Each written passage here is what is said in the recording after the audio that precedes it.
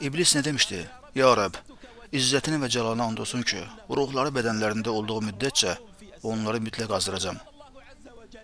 Allah Azze ve Celle ne dedi? İzzetime ve celalıma and olsun ki, kulların bağışlanma istedikleri müddetçe onları mütlak bağışlayacağım. Əzizlərim, dinləyin görün Allah Subhanahu wa Taala Qüdsi hədisdə nə buyurur? Ey Ademoğlu, sən mənə dua etdikcə və məndən ümidi kəsmədikcə, səndə olan günahlar nə qədər olsa da, səni bağışlayaram və buna əhəmiyyət vermərəm. Ey Ademoğlu, əgər günahların göydəki buludlara qədər çatsa, sonra məndən bağışlanma istəsən, səni bağışlayaram və buna əhəmiyyət vermərəm. Ey Ademoğlu, əgər sən mənə yer üzü dolusu günahla gəlsən, lakin mənə heç bir şey şərik qoşmadan gəlsən, mən də sənə yer üzü dolusu məğfirətlə gələrəm. İsrail oğullarından bir gənc 20 il Allah'a ibadət etmiş, sonra 20 il asi olmuşdu.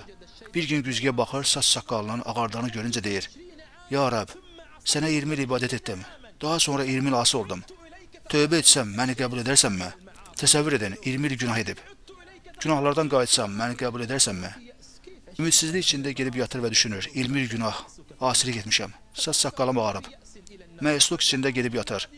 Yuxuda bir carçının belə dediyini eşidir.